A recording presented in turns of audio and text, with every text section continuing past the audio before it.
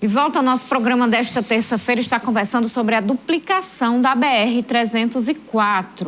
O ativista pela duplicação, Clélio Soares, ele é inclusive o autor, o editor do microblog lá no Instagram, @lutonabr. Você pode seguir, pode apoiar, compartilhar, fazendo voz também esse pedido aí de todos os potiguares pela duplicação da BR. Estava conversando aqui que ontem peguei a BR de Natal para Mossoró.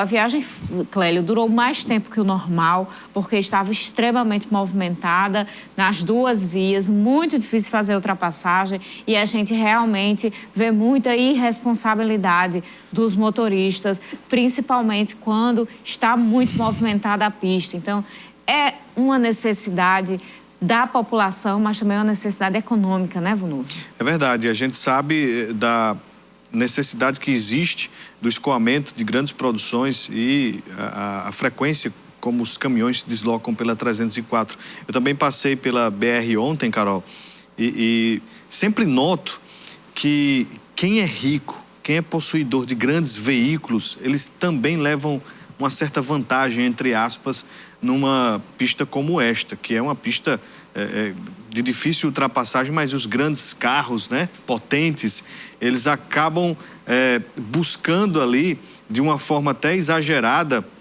ousada, essa ultrapassagem, é o que causa o acidente, na verdade, quando existe este tipo de irresponsabilidade, essa ultrapassagem. Então, realmente, uma BR que sempre que eu falo, eu reforço da necessidade desta duplicação. É isto que a gente está falando aqui no nosso programa hoje. A gente já volta a nossa conversa com o Clélio, mas antes tem informação.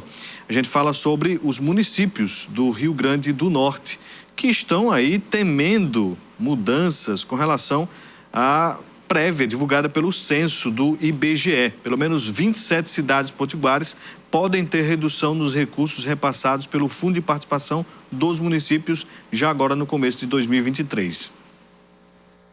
Os recursos federais repassados mensalmente pelo Tribunal de Contas da União são calculados a partir do coeficiente por quantidade de habitantes. Considerando a prévia dos números da população feita pelo Censo 2022, o TCU decidiu atualizar os valores do Fundo de Participação dos Municípios já neste mês de janeiro, antes do resultado final do IBGE.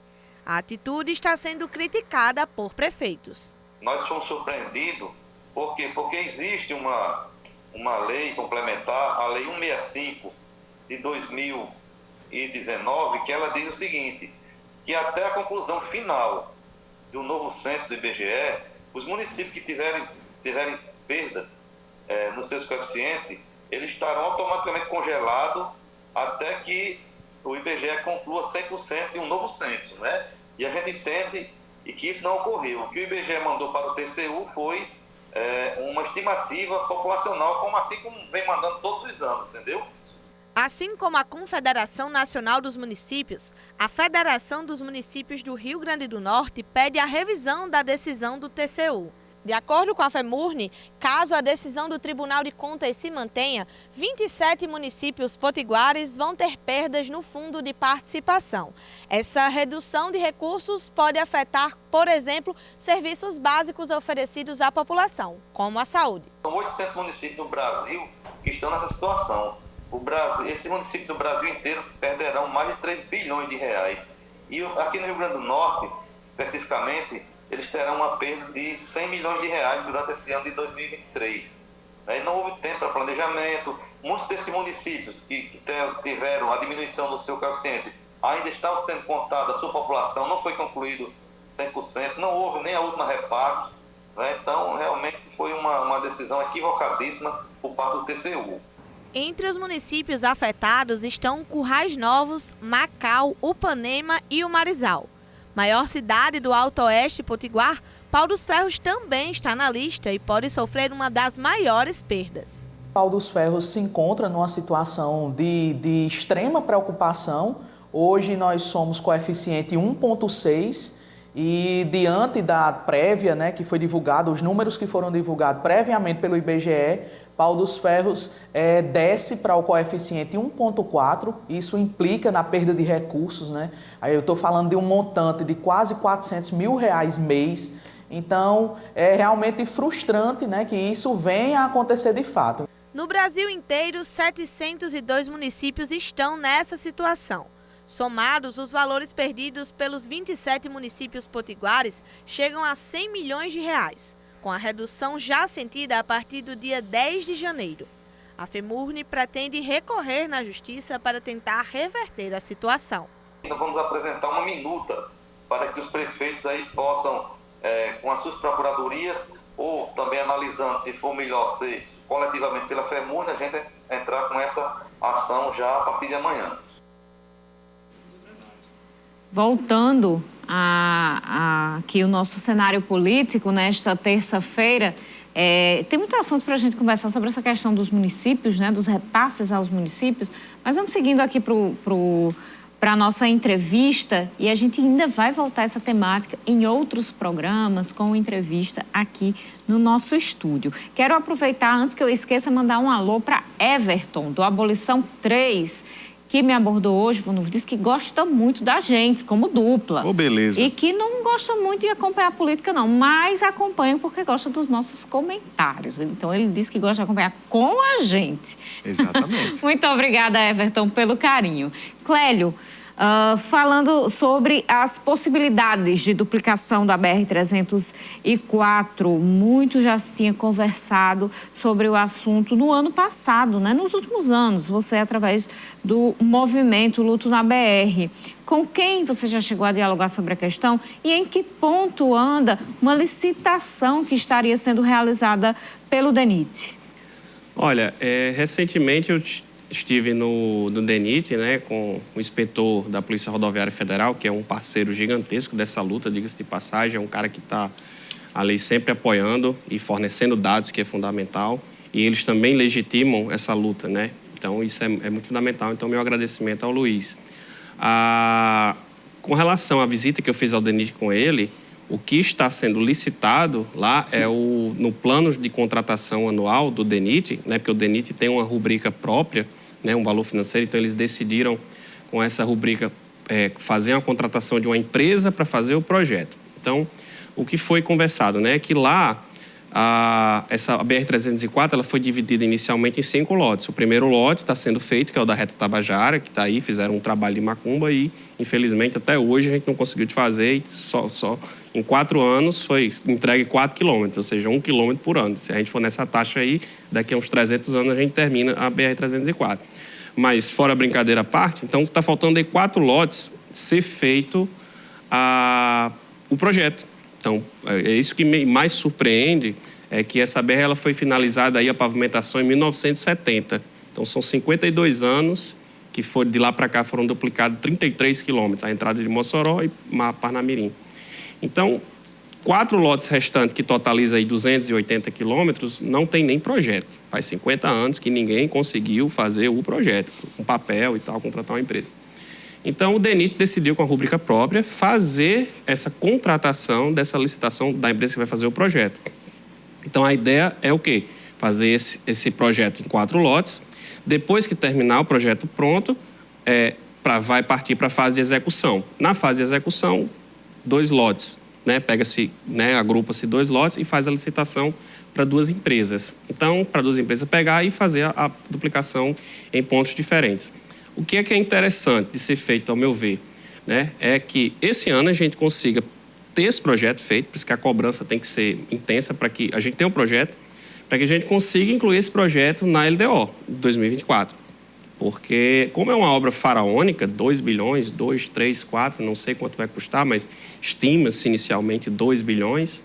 Então, se a gente for depender dos band-aids da bancada federal, a gente não vai terminar nunca. Porque a bancada federal vai destinar 50 milhões, 100 milhões, e aí vai ficar Reta Tabajara eterna. Né? Então, a ideia é que a gente tenha um projeto e consiga colocar isso na LDO. Então, o que é interessante hoje? A gente tem um governo federal alinhado com o governo estadual.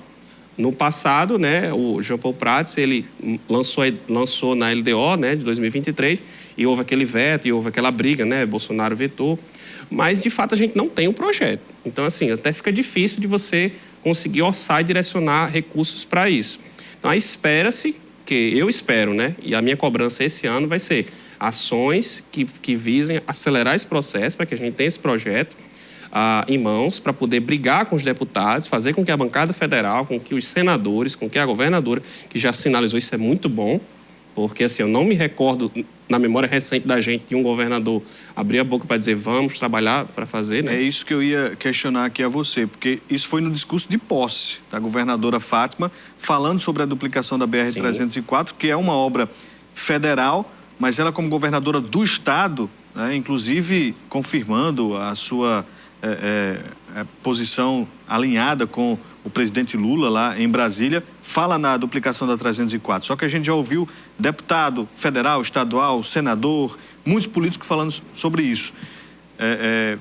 A governadora disse no seu ato de posse, agora vai ter mais uma cobrança a ser feita para a gestora do estado. Como é que fica essa cobrança dos políticos sobre essa duplicação? Porque a gente sabe da importância, da necessidade, e sempre eles dizem, precisa, mas nunca anda, nunca caminha. Como é que fica essa cobrança a partir de agora? Olha, recentemente eu estava conversando com o general Girão, que é um parceiro também de luta, que abraçou também essa causa.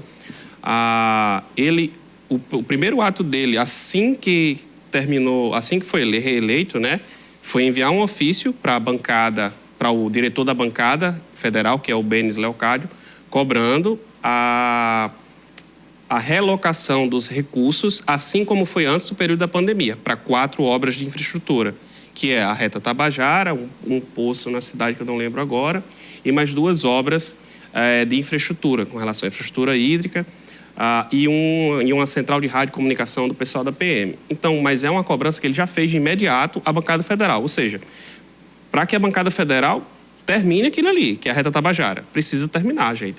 Só tem 4 quilômetros, são 17.